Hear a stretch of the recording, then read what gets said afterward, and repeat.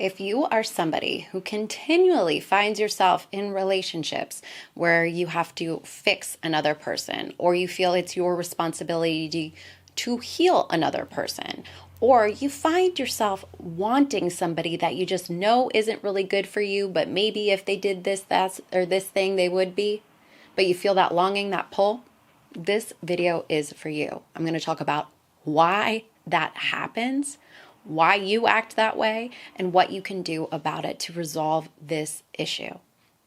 Hi guys, welcome back to my channel. If you don't know me, I am Kristin, a life and relationship coach and a clinical hypnotherapist that helps women heal from toxic relationships. Don't forget to like this video and subscribe to the channel.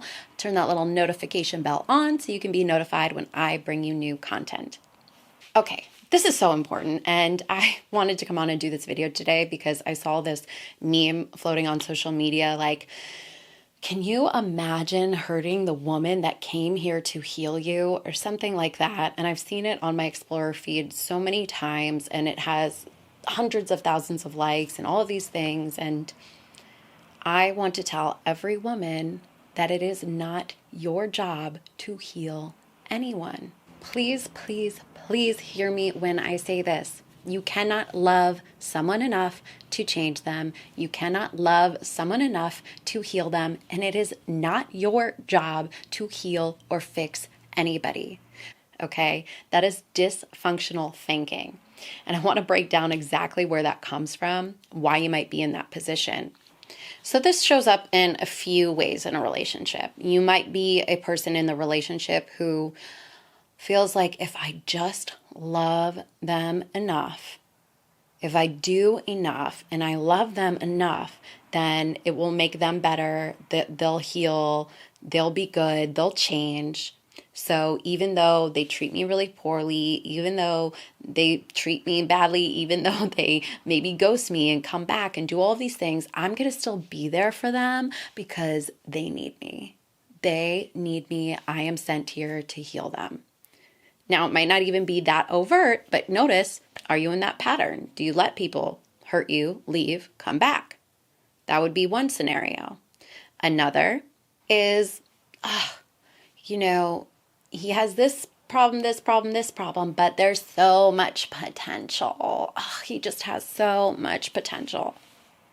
Are you one of those? A third way this shows up is you going after people who don't really seem to want you. People who, like I said, maybe have ghosted you, or people who just really don't show up for you. They don't show up for you. You feel like it's like pulling teeth to get their attention and all of these things, but yet you feel like you want them. It has to be them. You want them so much. If any of those scenarios apply to you, they actually have the same underlying thing going on. And what you're doing when you're focusing on how much you can love this other person and how much you can be there for this other person and how much you can do for this other person to make them understand just how incredible, amazing, and beautiful and wonderful that you are, is that you're actually hiding from some deep feelings and hurts that you have. You're trying to prove yourself to this person, and hear me out on this, because you had dysfunctional early on childhood relationships, and it's actually your inner child trying to resolve those past relationships now. So let me explain how this works. Let's say you had a dysfunctional childhood, and dysfunctional can be anything from really terrible, like abuse, or emotionally distant relationships with your caregivers, with your parents. Maybe one was an addict or something like that, right? All of these kind of things, even not being emotionally available to you. Having parents that said like, oh, suck it up, handle it, you're fine, when you were upset or something like that, right? You felt some sort of emotional disconnect from your early on caregivers that can set you up to kind of be this person that feels like you can love people to fix them.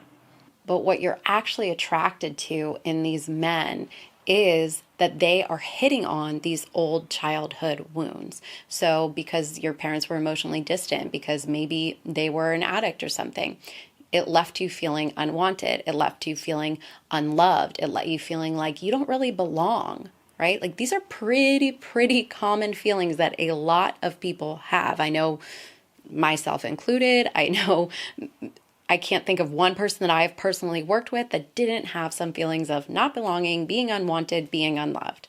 And this is not to falter parents to say that they were terrible, awful people. There's no perfect parents. There's no way that every child got everything that they needed at the time that they needed it, right? But these men that you were attracted to, the men that you were trying to fix or to love so much, and you might even feel like that pull that they don't really want you, but you want them so much, and it has to be them. It's because they are actually showing up as a manifestation of these childhood hurts, right? So if one of your core wounds is feeling unwanted, you probably have a thing for guys that make you feel unwanted. And this isn't because you're some kind of sadist that just wants to be hurt. It's actually your inner child wanting to prove, if I can get this person to want me, who's acting like maybe my parents did, who's acting in that way that says they don't want me, if I can get them to change their mind and switch this around, then I fixed it, then everything's all good. Now, consciously, that might seem crazy because you're like, what? I don't want to do that at all. But your conscious mind is not running the show. 95% of what you do, what you say, how you act, the beliefs you hold, it is all subconscious. So these can be things stemming from things that happen to you that you do not even remember. You might think, oh, I had a pretty good childhood. It was fine. It was okay. Like there's nothing really wrong with it. But if you had some key moments where you weren't being cared for, where your emotional needs were not being met, that is enough to form a wound. And the issue is, if you do not address those wounds, this is going to keep showing up. And if you are the person doing this, it's actually a little bit of control and manipulation on your part. And you might not even know that's what it is. But you are trying to take a person who is really not suitable for you and not really capable of meeting your needs and turn them into somebody who is for your inner child.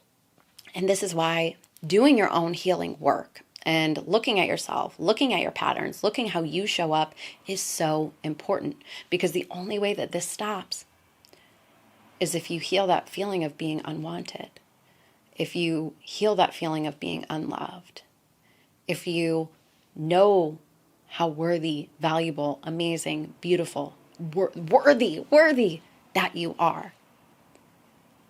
When you heal those things, you show up differently. You attract differently.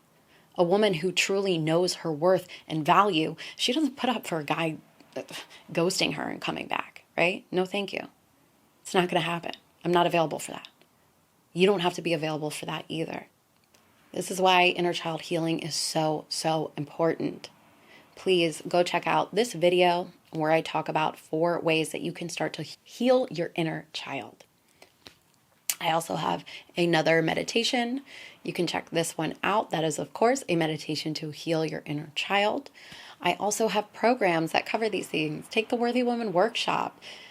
Take Confidence Unleashed. These things will hit and some deep core wounds that you have. Download the meditation, reconnect to your power meditation. Make sure that you're on my email list so you can know when I'm doing group programs where we address these kinds of things. You don't have to live like this. And you don't have to feel unwanted. That, my dear, is not love.